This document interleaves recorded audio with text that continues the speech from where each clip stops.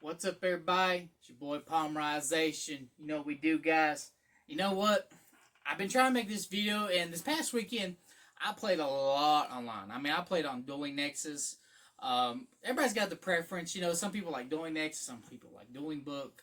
But I actually was playing Dueling Nexus. I've been playing my own build and everything. I made a whole new account, everything like this. That way, you know, I start from the scratch from this deck, work way up. And I actually got ranked in the top 100. I don't know how many people exactly play Dueling Nexus or how many's in it, but I was in, like, I got so tired because I think I played till like 11, 12 o'clock at night. And then, like, next, you know, I had to work the next day, so I had to kind of stop. But I got ranked at number 90.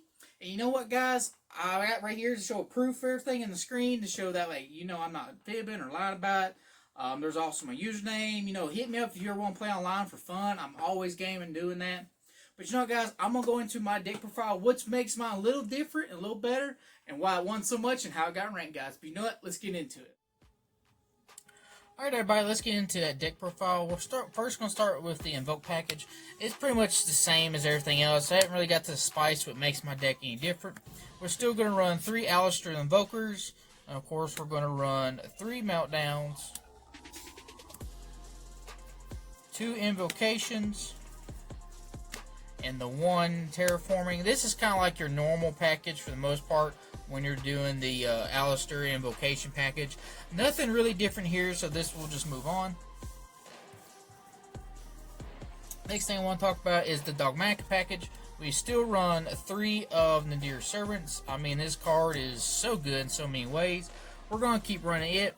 We're also going to run 2 of the Virtuous Elise, as you want to call it. Still run 3 of her, 2 Florida Elise, and then I know a lot of people have mixed feelings about it, but am still running the 1 Maximus. I still like running Maximus because everything revolving around Dragon Link, their extra deck's really tight, so I'm okay gambling and risking the fact if they decide to put in that extra, you know, Cyber Dragon, Nova, and then a Mechaba and their extra just to counteract this. But I mean, I just run it 1, so it's good enough, so I think that's just fine the way it is. That's almost like the normal package for the Dogmatic engine as well. Going into all the hand traps, which I gotta say, this is a really heavy hand trap lineup. I do run 3 Ash Blossoms, 2 Effect Veilers. I also run the Gamma package with, of course, you know, the 1 Driver. And another thing I've noticed a lot of people really need in the graveyard, I'm also maining 3 DD Crows. I believe, like, everything needs graveyard right now. I mean, DD Crow is just so good, in my opinion. You hit a good time card, whether it be in Dinosaurs Miscellaneous, if you hit a certain card that they're using in Dragon Link, it slows them down in so many ways. Even like in Rogue decks, it's still good against him. Like in Salmongrates, you hit a key piece and Salmongrates in the graveyard, they lose a lot of consistencies there. And I could just name off many other cards. But that is the monster hand trap lineup.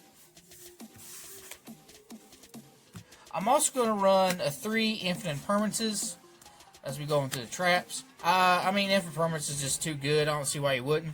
Another thing I'm doing is I'm running 3 Ice Dragon Prisons. This card is ridiculous. If you go first and you set this, you could really, really almost win the game. I feel like majority of most of my wins will come from this card, just because it banishes both targets and it's so resilient. And I also run 1 Call by Grave, because sadly it isn't 1, but we're still going to run it because, you know, when it does happen, it helps you in those key moments. And the spice card that I'm doing more than anything is I'm running 3 Super Polys. I think this is the time more than anything Super Poly can make a comeback, which, you know, it does. I think rather having the Shadal Schism, having a 1 card and in the main, and then 3 cards in the extra deck just for 1 card, I feel like is not the best way to handle it. You know, it's one of those cards, like, I feel like this has more diversibility, and then I can have so many more better options outing stuff, especially in extra deck. Those 3 slots for 1 card, I could just do 3 better slots for this 1 card. Plus, your opponent can't respond to it, so it's even better, I believe. There's even been some crazy things that you can actually get around stuff by Super Poly. Even a mirror match just comes up really handy. But you'll see in the extra deck about what things I use and don't use. But that's it. It is a 40 card deck, so let's go right into the extra deck. Extra deck's about the same, most people. Of course, the Invoke package, you're going to do Almirage and you're going to do Secure Garden. That's kind of the norm. Another thing that I've been using as a link, I've been actually putting Link Karibo in here. The reason I put Link Karibo in here is like you can send it to the grave, and most of the time when you play dinosaurs always give you that token. That token's a level 1. So if you got Karibo in your graveyard, you can actually, activate Karibo from graveyard and tribute that token away into a level 1 Karibo, and then from there you can actually target your opponent's cards because you're not locked into that token no more to protect it from Lost World. So I think this is really important. This has actually saved me a lot of games more than anything. You go into the synchros, I do run 1 Gamma and then 1 Pegasus Agnister.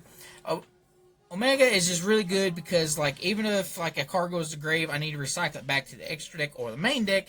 You just send Omega, do the same thing. Plus, you can also hurt your opponent in the mirror match.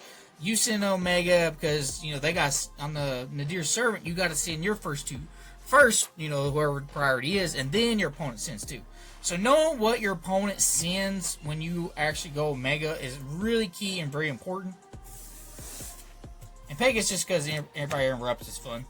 The Invoke package is pretty much the same. You got 2 Mechabas, and then I actually run the Invoked Adigotis. I already say it. I can't remember how you say it. I am not running the fire one. I don't use them as much. I know a lot of people say they win them in games and help them survive, but I just feel like this is better in my opinion, and I want to use more cards at my, greatest point more than anything. I want to use cards more than what I would have to in late games. I want to see the cards and use cards, in more situations. Not I want to use them 90% of the time. Every card I'll use, I want to use more than 90% of the time. If there's a card I feel like I'm not using and it's just a dead card half the time, I will cut it. So this is why this deck is done so good. 2 Elder Intis. It's just that fun card that you can do all the time. I feel like 2's enough. I tried it 1. I'm always wanting that second one, so I always run 2 of her. I run Titan Ash Dragon. I run 1 because I feel like 1's enough. You don't really need a second one, honestly. I don't feel like if you do need that second one so fast, just send Omega, then you can send it again, and then guess what? You just get to add off it. So I like that a lot. One spice card I'm really loving having fun with is Predaplant Chairman Affairs. This card is great because when you send it to graveyard during your opponent's next standby phase, you can add any card that says Polymerization or Fusion in the name. So guess what? You get to search and add Super Poly from your deck on your opponent's standby phase. And if for some odd reason, let's say your opponent makes a stupid board, especially Dragon League, they go Red House Dragoon, Savage, they make this big board. Well, guess what? You have Super Poly targets with this because you search to add. The biggest ones, I only use 3. Predaplant, Dracospherus, and Starving Venom. This one's really good if you're going against Dragoons or anything in the dark. This is really good. Even this is good too. It just depends on your preference. This is more like if I want to go for the win kill more than anything. This is if I know I'm not going to get the kill, but I'm going to still have that negate on board where I can actually stop my opponent, slow them down. Another key card which I like is Mud Dragon of the Swamp. Mud Dragon of the Swamp is really good for the fact that if you have 2 or more monsters on the board that have the same attribute but different type. For example, in dinosaurs, you're always going against Ultimate Conductor and Herald. Well, they're both light, but they're different types. So you can Super Poly Conductor and Herald and make Mud Dragon of the Swamp, which is really awesome and amazing in my opinion. Side deck is more or less personal preference. Everybody's different. I might as well just show my side. I don't think it really matters. I run 3 Lancias because, dinosaurs, I just don't like it. It just, you just stop them in plays more or less right there. Draw and Lock for the mirror match or any other deck that just constantly searches to add. Back row hate, we do run the 1 Harpy's Feather Duster. We do run 3 Twin Twisters. I'm not really a fan of Evening right now. I feel like Evening's too slow for the game, in my opinion. So I think Twin Twisters is really good for back row hate.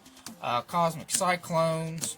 And then I actually run the one trap trick because I can actually, if I know for a fact I'm going first, I'll side in trap trick so I can search out my Ice Dragon and Prison Mirror, so I'm going to run 4.